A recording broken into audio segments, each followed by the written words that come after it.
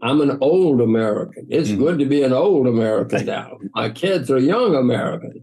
It's not a good time to be a young American because of the debts and the problems that they're going to face in their lifetimes. No country in history has become a great success by printing money and building up gigantic debt. That is good for a while, short term, and it often has been, but it's never worked in the long term. So my answer is no, it's not good. Somebody's going to pay for it. When Britain went from number one to something else, it was not a good time. In the 1920s, 100 years ago, Britain was the number one. There was no number two. 50 years later, they were bankrupt. Literally, the IMF had to bail them out. And that happened in 50 years. It's happened to everybody. And debt has never been the success. Printing money has never been the way to success. But China's been great 3 or 4 times. They've been on top. The only country in the world, by the way, that's been on top 3 or 4 times. Rome was great once. Egypt was great once. Britain was great once. But China's been on top, been great 3 or 4 times. It's collapsed 3 or 4 times. But for whatever reason, and I don't know the answer, after a few decades or centuries at the bottom, they turn around and rise to the top again. It's happening again. I can tell you all, they work hard, they save their money, they educate, they discipline their children. I can tell you all sorts of things, but I don't know why it's happened on a recurring basis. It is happening again. And whether we like it or not, and a lot of people don't like it, China's on the rise again. And it's certainly not good that people try to stop it and fight it. People should work together. We could all have great prosperity. America and China for 30 or 40 years there proceeded to have great prosperity together.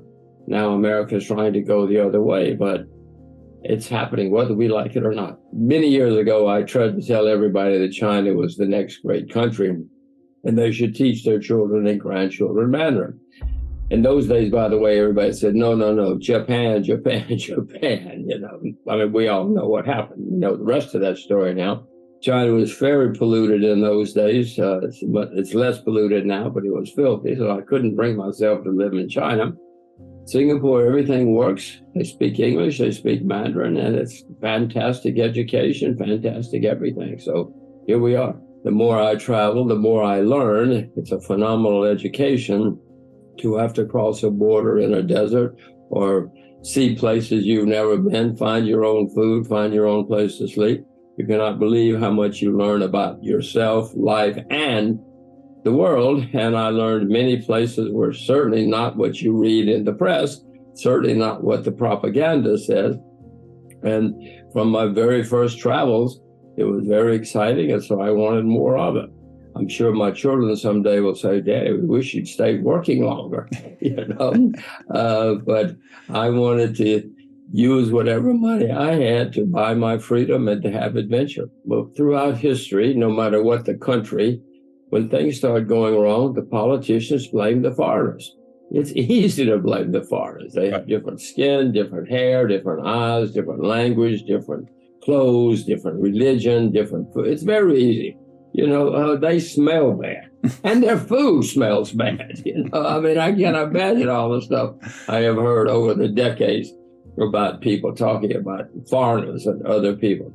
Well, it's happening again. Trump wanted to win some votes, so he started blaming all the foreigners, especially in China. He even blamed the Canadians. He even blamed the Germans. He blamed Japanese. He blamed everybody, but especially the Chinese, because they're the biggest and the most successful and the most visible. Is it good for the world? Of course not. Has it always happened? Yes. Well, it hasn't always ended up in war or something, but at times countries do work together and prosper together. But the easy way, especially for politicians, is to blame the foreigners. Trump and others started doing it, and it's continuing. So I know that's the way people work, the world works.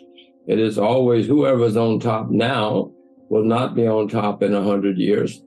And there's nothing we can do about that. We can scream all day about it. But and that is what is happening now. America is now the largest debtor nation in the history of the world, and the debts go higher every day. Now, that has never been a way to success, to build up gigantic debts. No country in history that's built up gigantic debts and wars around the world has wound up being on top down the road. And I don't like saying any of this. I'm an American and I have an American family. But it's what's happening. The debts go higher, the overextension goes higher, and America has been on top for a century or so. That has always changed. Well, what I just said about countries being on top also applies to their currencies. No currency, no international currency has been on top forever. And unfortunately, the U.S. is driving people away from the dollar now. You know, people in many countries realize that the dollar, that the U.S. is a huge debtor, and so there are fundamental reasons for looking for another currency, but also now there are political reasons where Washington gets angry at you, they cut you off. You know, the world's international currency is supposed to be neutral. You can do anything you want to. Anybody can do anything they want to with it.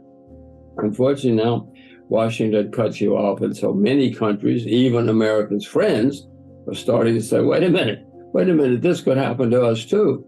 So the world is out there looking for a new competitor to the U.S. dollar.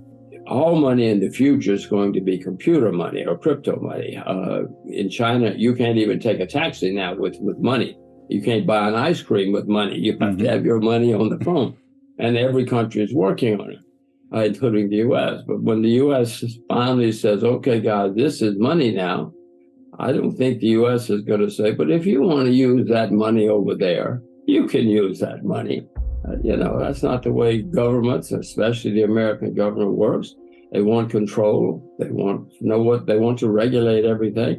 So no, I don't see how many governments are going to say use anything you want. It would be great for the world if that were the case, but that's not the way governments think. And the governments have the guns. I don't have the guns. They have the guns.